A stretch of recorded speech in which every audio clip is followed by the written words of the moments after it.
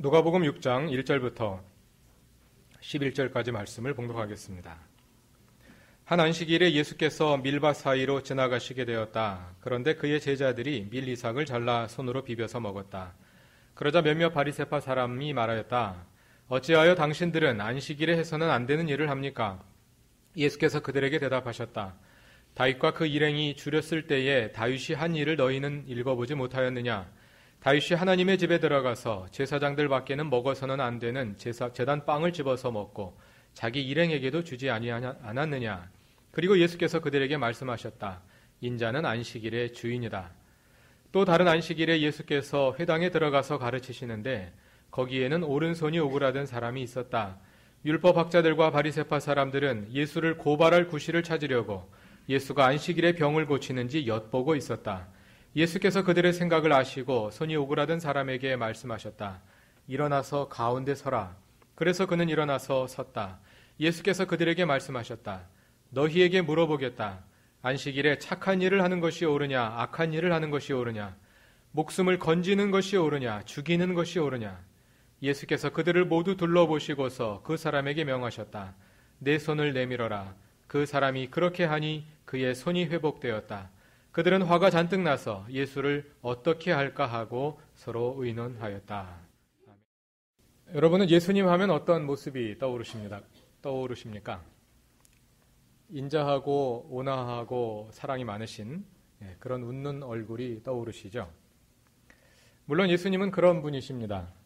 예수님은 소외되고 버림받은 사람들을 찾아가서 그들을 하나님 백성의 공동체로 회복시키시고 그들과 잔치를 벌이십니다.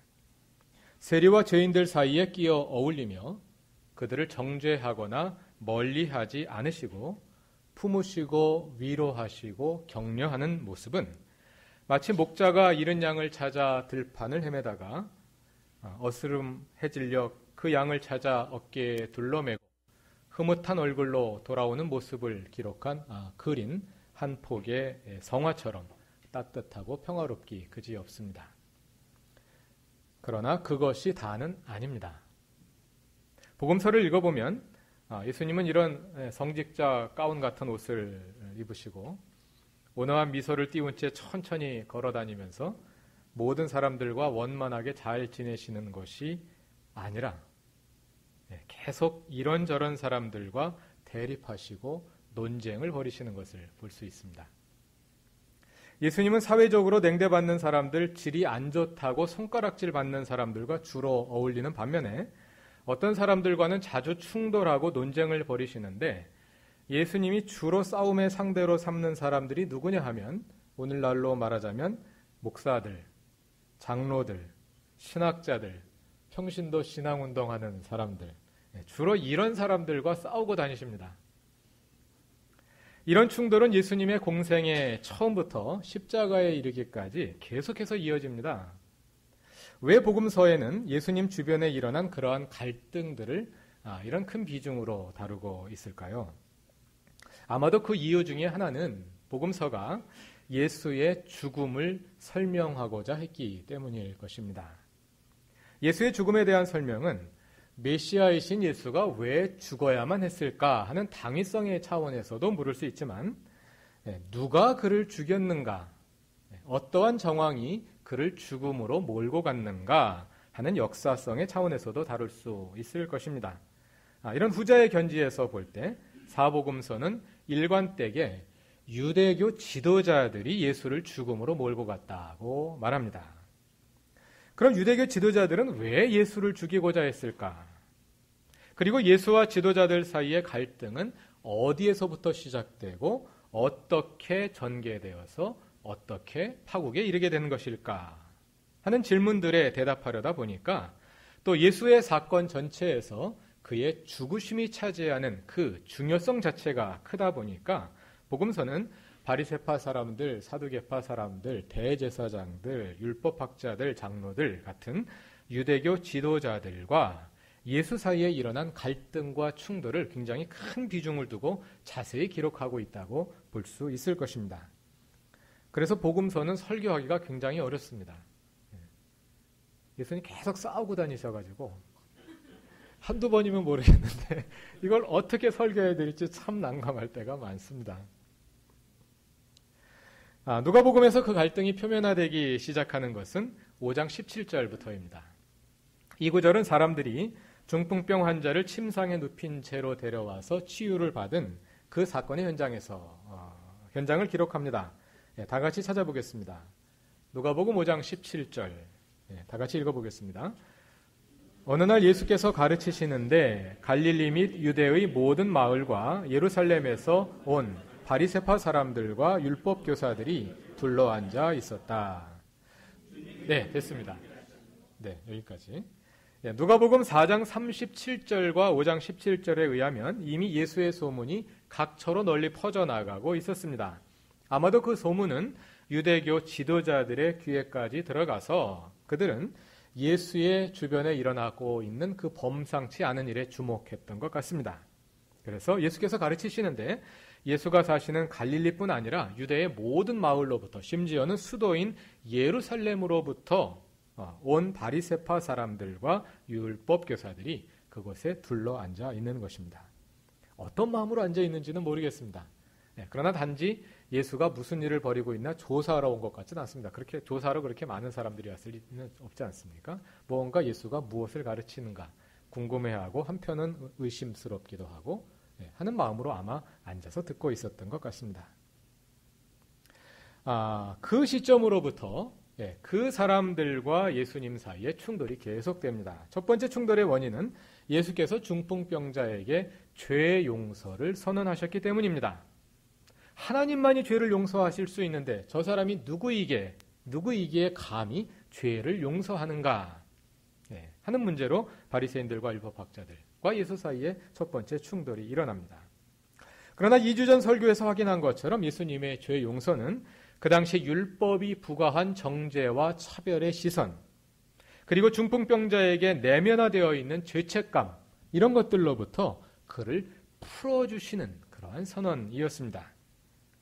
그들과 예수 사이에 일어난 두 번째 갈등은 지난주에 살펴본 내용인데 예수께서 세리 레위의 집 잔치자리에서 세리와 죄인들과 어울려 한 식탁에서 음식을 드심으로 정결법을 위반하셨기 때문에 그들이 그것을 문제 삼은 것입니다. 그리고 그 다음에 기록된 것이 오늘 본문의 사건입니다. 3주 전 읽었던 본문으로부터 시작된 바리새인들과 율법학자들 그리고 예수님 사이에 일어난 갈등이 지금 계속되고 있는 것입니다. 오늘 본문에서는 예수께서 바리새인들이 지키는 안식일 규정을 따르지 않는 것으로 인해서 그들과 다시 대립이 일어납니다. 침상에 누운 중풍병자를 치유하시던 자리에 율법학자들과 바리새인들이 등장한 이후 나타난 이 세 가지 갈등의 공통점은 이 세 가지 충돌이 모두 하나님 백성의 울타리를 규정하는 율법의 기능과 관련되어 있다는 점입니다. 누가 하나님의 백성이냐 하는 기준으로 사용되는 그러한 율법들이 그러한 기능들이 계속해서 문제가 되고 있는 것입니다.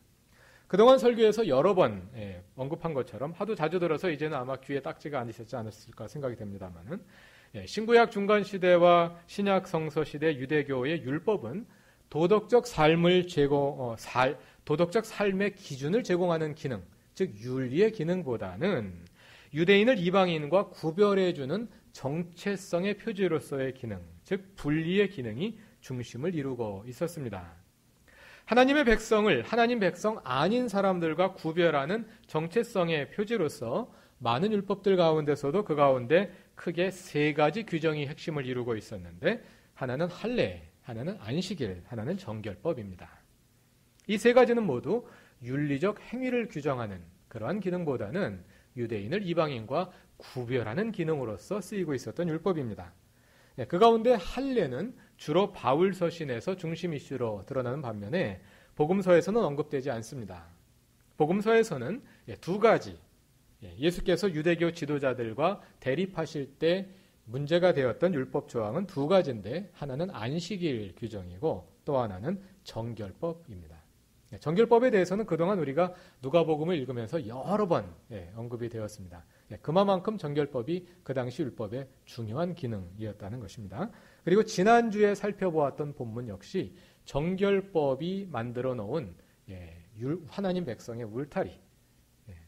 그래서 동족들임에도 불구하고 세리와 죄인들로 구별지어서 하나님 백성으로부터 밀어내고 차별하는 것을 정당화했던 그런 정결법의 배타적 기능들이 예수님과 부딪히고 있는 것을 지난주에 확인했습니다. 오늘은 두 번째로 안식일 규정이 유대인의 울타리로서 기능하고 있었던 안식일 규정을 가지고 또 예수님과 유대계 지도자들이 어떻게 대립하게 되는지 그 모습을 살펴보게 되겠습니다. 한 안식일에 예수께서 제자들과 함께 밀밭 사이로 지나가시게 되었습니다. 그런데 제자들이 밀리삭을 따서 손으로 비벼서 먹었습니다. 이를 본 바리새파 사람들이 따지고 듭니다. 어찌하여 당신들은 안식일에 해서는 안 되는 일을 합니까? 얼핏 보면 여기서 제자들은 남의 밭에 들어가서 허락 없이 곡식을 따먹었기 때문에 왜 도둑질을 하느냐 하고 따지는 것처럼 들릴 수도 있습니다. 그러나 그렇지는 않습니다.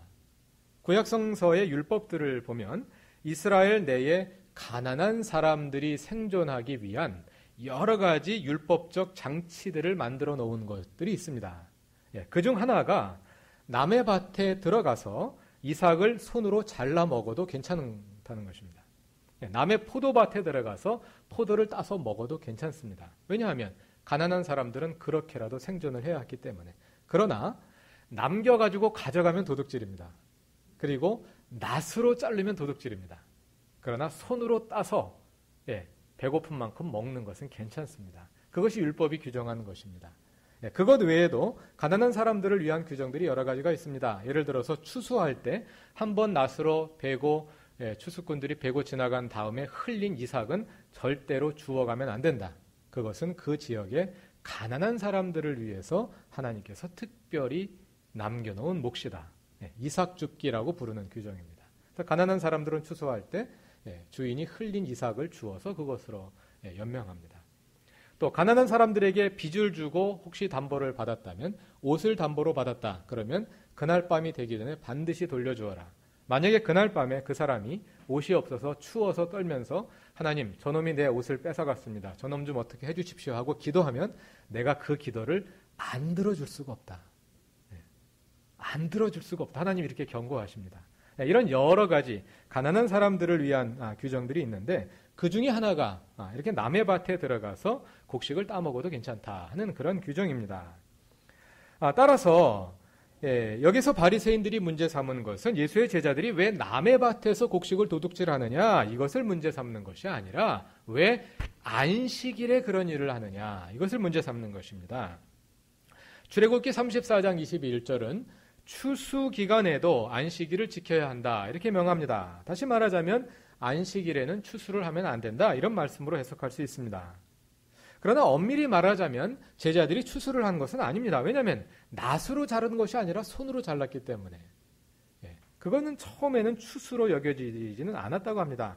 그러나 율법이 엄격화되면서 율법이 철저화되면서 후대에 들어서는 곡식을 손으로 따는 것도 추수 행위에 해당한다. 이렇게 해석하게 되었다고 합니다.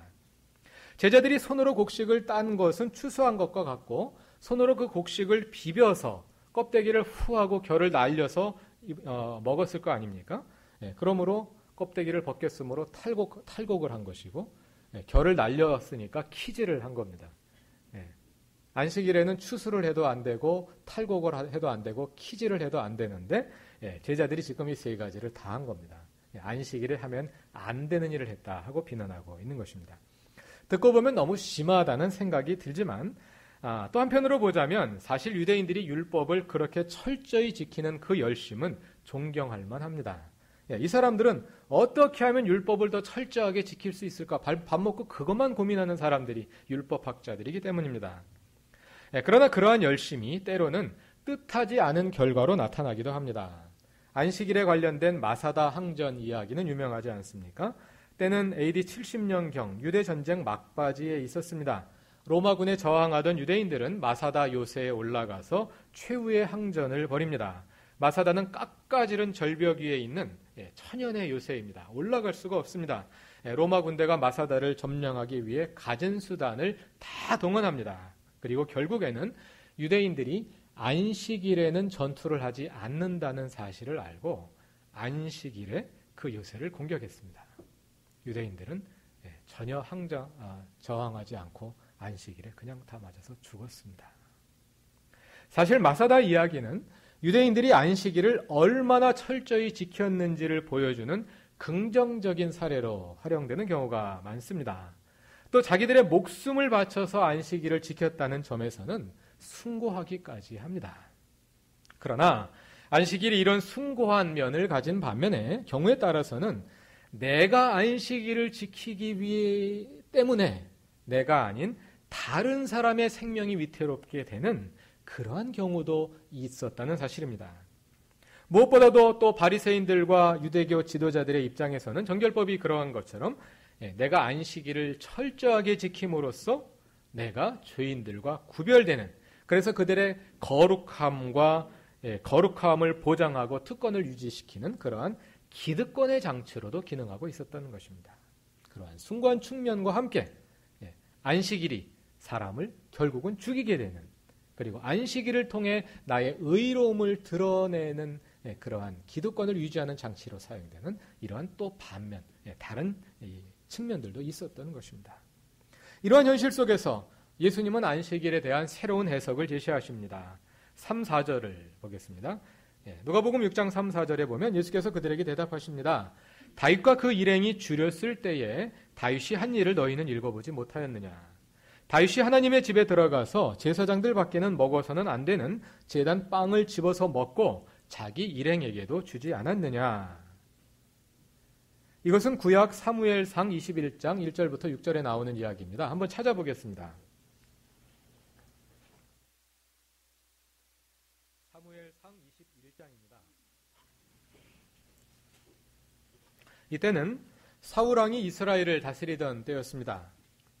그런데 다윗이 골리앗과 싸워 이기며 백성들 사이에서 인기가 높아가자 사울이 다윗을 시기하여 그를 죽이려고 시도하게 됩니다. 다윗은 이를 피해 달아나다가 놉이라는 지역에 이르러서 부하들의 먹을 것을 구하기 위해 제사장 아히멜렉을 찾아갑니다. 그런데 아히멜렉이 가진 것은 주님 앞에 차려놓는 거룩한 빵 외에는 없었습니다. 사무엘상 21장에 이어지고 있는 이야기입니다. 거룩한 빵이란 무엇인가 하면은요, 출애굽기 25장 30절에 보면 성전 언약궤 앞에 상을 놓고 그 위에 거룩한 빵을 항상 차려놓아라, 이렇게 명합니다. 하나님께 드리는 빵입니다. 그 빵은 매주 새로 차려서 올리고 일주 동안 올렸던 상에서 내린 오래된 빵은 제사장이 먹게 되어 있습니다. 아히멜렉이 다윗에게 내어준 빵은 바로 하나님의 상에 차려 들었다가 내린 빵이었을 것입니다. 그 빵은 제사장들만 먹을 수 있습니다. 그런데 그 빵을 굶어 죽게 된 다윗의 부하들을 위해서 아히멜렉이 내어주었고 다윗이 그 빵을 가지고 가서 그 다음 이야기는 나오지 않습니다만 부하들이 살아남을 수 있도록 했다는 그러한 이야기가 되겠습니다. 사무엘상 21장 6절, 제사장은 그에게 거룩한 빵을 주었다. 주님 앞에 차려놓은 빵 말고는 다른 빵이 달리 더 없었기 때문이다. 그 빵은 새로 만든 뜨거운 빵을 차려놓으면서 주님 앞에서 물려낸 것이었다. 그 말씀이 바로 그 이야기입니다. 그런데 이날은 안식이었을 가능성이 많습니다.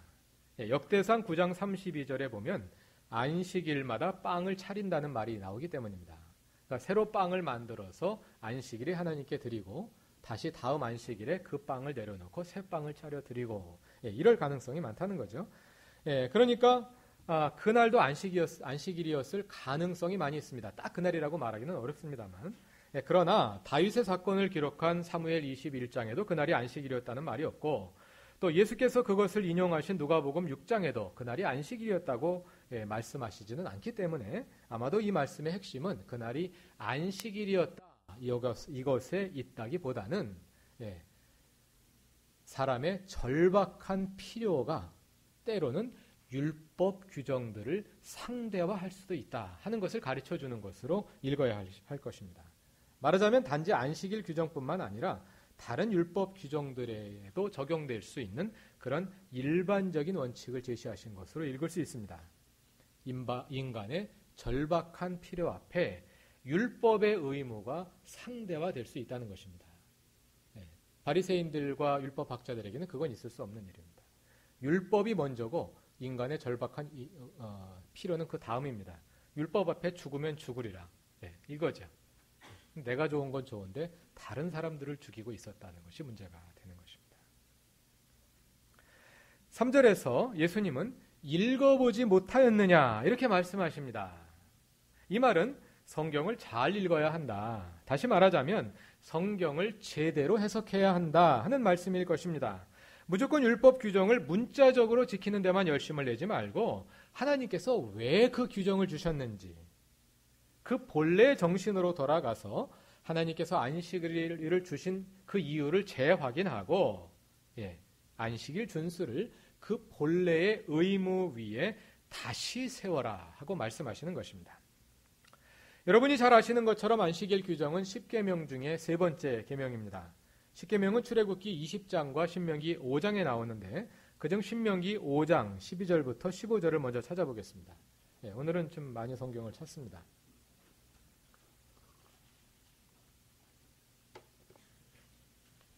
신명기 5장 12절부터 15절 보면은요. 너희는 안식일을 기억하여 안식일을 거룩하게 지켜라. 이것은 주 너의 하나님이 너희에게 명한 것이다. 너희는 엿새 동안 모든 일을 힘써하여라. 그러나 이렛 날은 주 너의 하나님의 안식일이니 너희는 어떤 일도 해서는 안 된다. 이렇게 안식을 명하신 후에 그 다음에 그 안식의 범위가 어떤지를 서술합니다. 그 다음 내용을 다 같이 읽어보겠습니다. 너나 너의 아들이나 딸이나 너희의 남종이나 여종뿐만 아니라 너희의 소나 나귀나 그 밖의 모든 집짐승이나 너희의 집안에 머무는 식객이라도 일을 해서는 안 된다. 너희의 남종이나 여종도 너와 똑같이 쉬게 하여야 한다. 나는 그리고 나의 아들, 딸은 굳이 안식일이 아니더라도 맘만 먹으면 언제든지 쉴 수 있습니다. 내가 주인이니까 내가 정할 수 있습니다. 그러나 그것보다 더 중요한 것은 내 집에서 일하는 종들과 가축들입니다. 만일 내가 쉬게 해주지 않으면 그들은 평생 일하다가 과로로 쓰러져서 죽게 될 것이기 때문입니다. 그래서 나와 내 혈육들뿐만 아니라 남녀 종들과 가축들과 식객들에게까지도 안식일을 보장해 주어야 한다는 말씀입니다. 다시 말하자면 안식일은 쉬는 날일 뿐만 아니라 쉬게 해주는 날인 것입니다. 이것이 안식일의 정신입니다. 예수님은 안식일에 이 측면을 다시 기억하게 하시는 것입니다. 계속해서 15절을 읽어보면 왜 안식일을 지켜야 하는지 그 근거를 설명하고 있습니다. 너희는 기억하여라. 너희가 이집트 땅에서 종살이를 하고 있을 때 주 너희의 하나님이 강한 손과 편팔로 너희를 거기에서 이끌어내었으므로 주 너희의 하나님이 너희에게 안식일을 지키라고 명한다. 안식일에 쉬어야 하는 이유가 뭐냐 하면 이스라엘이 이집트 땅에서 종살이할 때에 하나님이 그들을 종살이로부터 해방시켜서 안식일을 주셨기 때문입니다. 내가 너희를 이집트 땅에서 해방시켜 준 것처럼 안식일마다 그 사건을 기억하고 너희의 영향력 아래에 있는 사람들을 이 일로부터 해방시켜 주어라. 안식을 주어라 하는 것이 안식일 계명의 정신이라는 것입니다. 또 출애굽기로 가서 출애굽기 20장 11절 10계명이 신명기 5장에도 있고 출애굽기 20장에도 있습니다. 출애굽기 20장 11절은 안식일의 근거를 창조에 관해서 설명합니다. 출애굽기 20장 11절입니다. 내가 엿새 동안 하늘과 땅과 바다와 그 안에 있는 모든 것을 만들고 이렛 날에는 쉬었기 때문이다. 내가 일곱째 날에 쉬었기 때문에 너희에게도 쉬라고 명한다. 그러므로 나 주가 안식일을 복주고 그날을 거룩하게 하였다. 신명기에 나오는 안식일의 근거는 출애굽 사건입니다. 그리고 출애굽기에 나오는 안식일의 근거는 하나님의 창조입니다.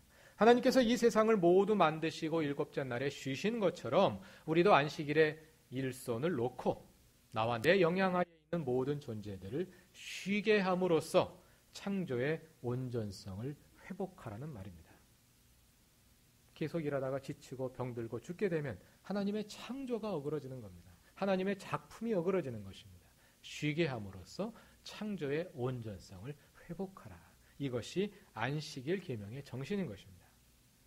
이렇게 보자면 안식일의 정신은 단지 일 안 하고 쉬는 것이 중요한 것이 아니라 하나님께서 창조하신 생명을 온전한 형태로 보존하는 것, 이것이 안식일의 정신입니다. 하나님께서 창조하신 피조세계가 과로로 쓰러져 신음하지 않도록 인간과 자연을 하나님의 창조의 온전성으로 회복시키는 날이 안식일인 것입니다. 그러나 율법이 철저화되어 가면서 하나님께서 애초에 안식일을 제정하신 그 마음, 그 정신은 잊혀져 버리고 단지 외적인 규정들만 남아서 이제는 사람을 살리기보다 오히려 사람을 얽어매고 곤경에 빠진 사람에 대한 무관심을 정당화하는 근거로 안식일 계명이 오용되고 있었던 것입니다.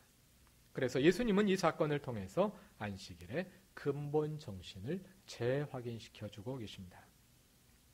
누가복음 6장 6절 이후에는 안식일에 일어난 또 한 사건, 즉 오른손이 오그라든 사람을 안식일에 회당에서 고치신 사건이 기록되어 있습니다. 바리새파의 율법 조항에도 예외 조항이 전혀 없는 것은 아니었다고 합니다. 아까 마사다 항전 이야기를 했습니다만 그 일이 있은 후에 안식일 규정이 바뀌어서 이제는 안식일에라도 적군이 먼저 공격하면 방어로서 공격할 수 있다. 이렇게 율법 규정이 바뀌었다고 합니다. 율법을 철저하다 보니까 문제가 있다는 걸 스스로 발견하게 된 거죠. 이런 식으로 유대인들이 율법을 철저히 지키긴 했지만 그러나 역시 그 사람들에게도 예외 조항은 있었습니다.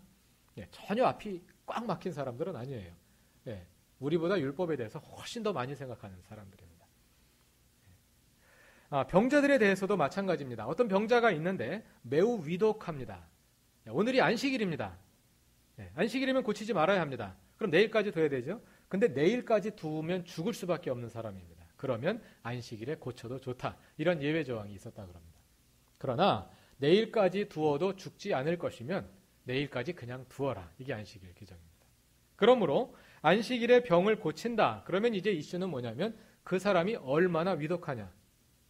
오늘 당장 죽을 병이냐. 이거를 이제 판가름하는 것이 중요한 이제 판가름이 되는 거죠. 두 번째 사건은 그것과 관련된 사건입니다. 한편 손 마른 사람이 있었어요. 근데 사실은 이 사람은 그 예외 조항과도 별 관계가 없는 사람입니다. 그렇죠? 이 사람의 손에 마비 증상이 있는 것이 어제 오늘의 일이 아니었을 것이고 어제 오늘 잘 살았는데 오늘 손 마비됐다고 내일 죽을 건 아니란 말입니다. 그러니까 그런 절박한 상황은 아닙니다. 그러니까 율법에 따르자면 당연히 안식일에는 고치지 말고 그냥 두어야 됩니다. 이런 상황이 지금 벌어지고 있습니다. 6절 이후에. 그러니까 율법학자들과 바리새인들은 이제 예수와 몇 번의 충돌을 일으킨 후에 예수에 대한 적의를 품기 시작하고 이번에는 예수가 또 무슨 짓을 하는가 살펴보고 있습니다. 예수님은 그들의 생각을 이미 아십니다.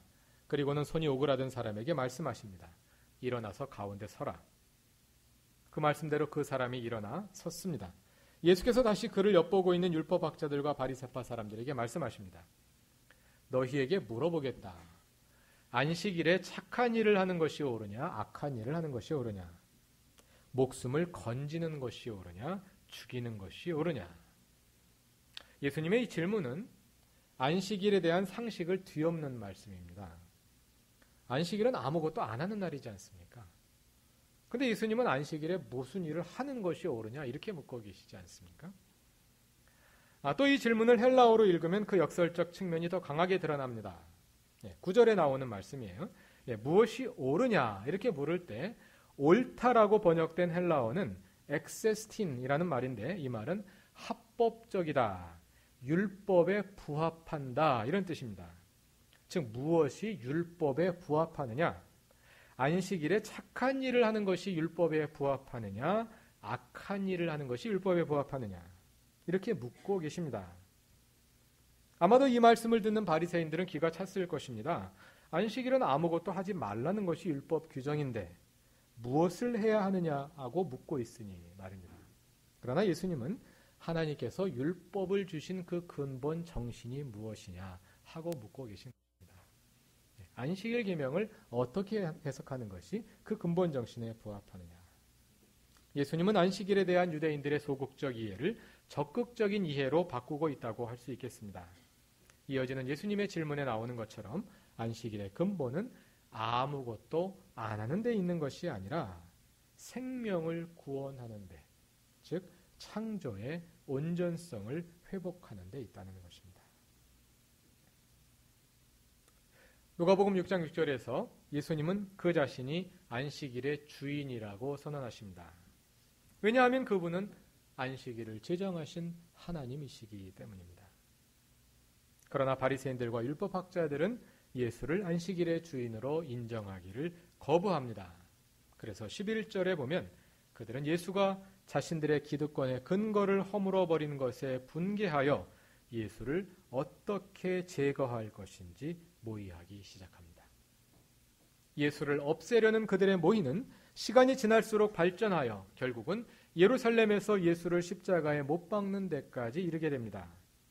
우리도 바리새인의 길을 따르다 보면 결국 예수를 십자가에 못 박는 일에 동참하게 됩니다. 안식일의 정신인 생명을 구원하는 일에 참여하는 것이 아니라 생명을 죽이는 일에 참여하게 되는 것입니다. 쉼은 거룩한 것입니다.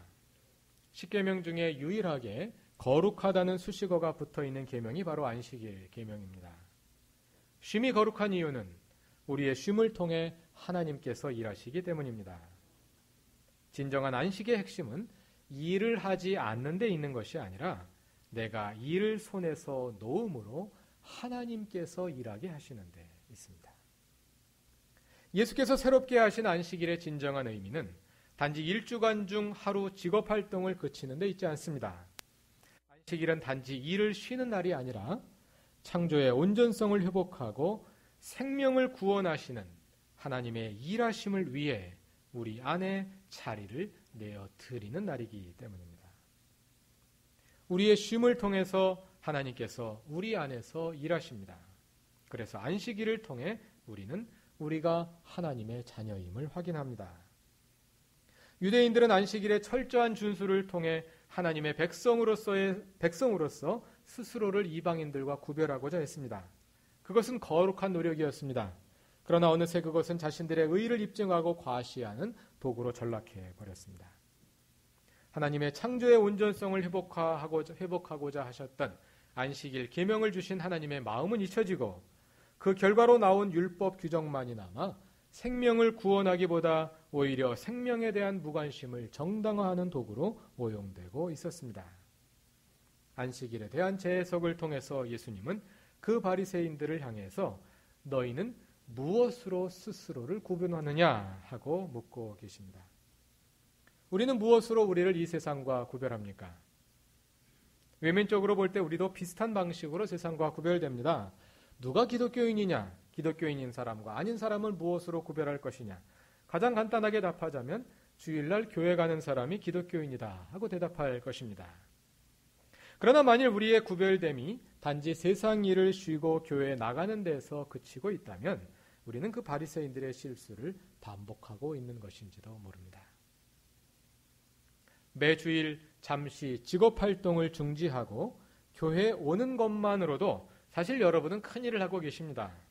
그것조차 안 하는 사람들도 많기 때문입니다. 그러나 예수님은 그런 우리를 향해 물으십니다. 너희의 그리스도인됨이 정녕 그것뿐이냐 하고 물으십니다. 우리는 이 세상 일을 하지 않음으로 세상과 구별될 뿐 아니라 이 세상의 생명을 위해 무언가를 함으로써 우리의 그리스도인됨을 확인할 필요가 있습니다. 오늘 나의 삶은 그리고 나의 쉼은 이 세상을 구원하는 일에 그리고 하나님의 창조의 온전성을 회복하는 일에 어떻게 기여하고 있습니까? 다 같이 기도하겠습니다. 하나님, 우리의 그리스도인됨을 되돌아봅니다. 우리는 무엇으로 우리의 그리스도인됨을 확인하는지, 무엇으로 우리 자신을 이 세상과 구별하는지 우리 자신을 다시 성찰해 봅니다. 우리의 그리스도인 됨으로 인해 이 세상이 생명을 경험하게 하시고 하나님의 창조의 온전성이 우리의 그리스도인 됨을 통해 회복되게 하옵소서. 예수님의 이름으로 기도드립니다.